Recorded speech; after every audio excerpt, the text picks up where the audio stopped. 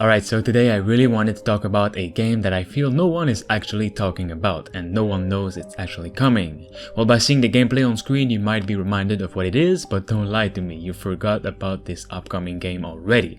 And I don't blame you if you did. There's absolutely no publicity, no YouTubers or websites talking about the upcoming action or semi-open world game Ghostwire Tokyo, announced back in 2019 with an extremely exciting reveal trailer at the E3 event. It seemed the hype for the game really died down to its lowest at the moment, because we also have no idea of when it'll actually release, beside early 2022, if they can make it to this release window.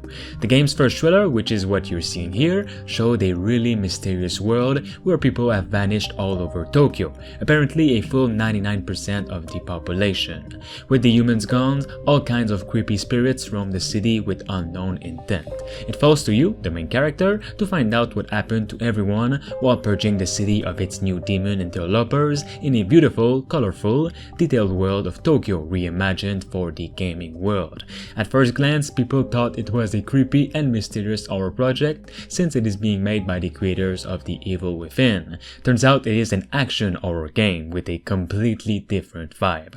I was looking for that horror vibe since the very first trailer, but I'm also really liking this action vibe they have got going on here, where you're fighting against all kinds of ghost figures and monsters. It's really unique, and I still wonder why people aren't talking about it right now. In my opinion, Tango Gameworks, which are the developers, never failed to create a good game up until now with The Evil Within 1 and 2, so I have high hopes for Ghostwire Tokyo 2. They've got the unique setting, the weird story, the magic powers, and the unique monsters, so they might be up to a good start. I would just love to see an extended gameplay demo of this. The gameplay trailers are really good, but I need to see some raw gameplay. But all the details that we have right now are pretty exciting to have me hooked for a bit, and some that I didn't even know about, so let's get into it. Now, first of all, Ghostwire Tokyo is a first-person action horror game where the players encounters an array of unique and creepy demented supernatural beings throughout Tokyo.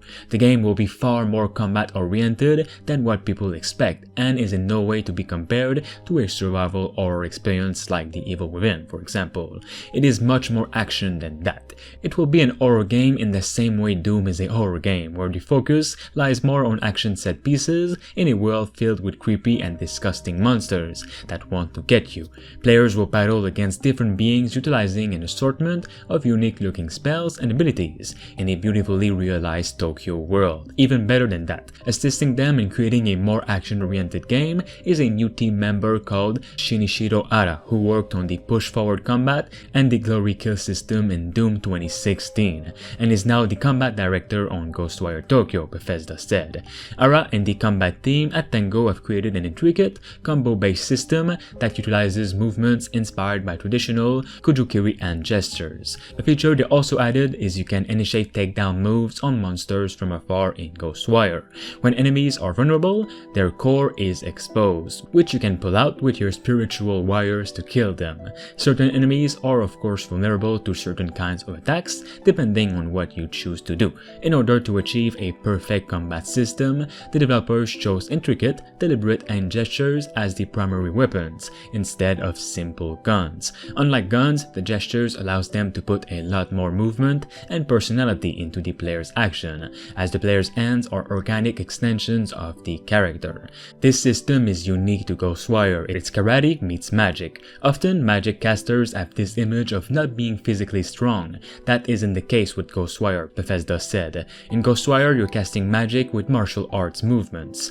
The cities in which these monsters are roaming around is not a city bustling with people walking around, as you can imagine, because something mysterious is happening that has caused nearly every human on Earth or Tokyo to disappear. As a result, the player is traversing empty streets, something close to a post-apocalyptic world filled with the remains of humanity that disappeared not that long ago. You'll find leftover stools and cars parked in the middle of the road, with the only signs of life existing in the few creatures you encounter along your journey. Ghostwire Tokyo is also the very last game out of PlayStation and Bethesda's partnership, since Bethesda made that huge deal with Xbox. Ghostwire Tokyo is coming to PS5 and PC only, not Xbox, which is kind of a weird surprise considering the partnership they have right now. One feature they also proudly revealed is that you can pet the dog in Ghostwire Tokyo. For now, these are all the details that we have for the game. It is supposedly coming this early 2022, so I think we'll be hearing more about it soon, maybe at the Game Awards next month in December. Let me know if you guys are still excited for this game and if you'd like more gaming news on it. Of course, for more, make sure you support this video and of course subscribe to stay tuned. I'll talk to you all very soon. Thanks to Richard Westfall, Bruce Rain 236, Thunderbeard, Kianzo Fagari, Rickno23, Diamond Hunter 45, Themistocles, Space Beer Gaming, and Rush Singbati for being a master member on the channel. You can become a Survivor member for as low as 99 cents only by clicking the join button below. This will support me and the channel as a whole to continue making videos on the games that truly deserve it.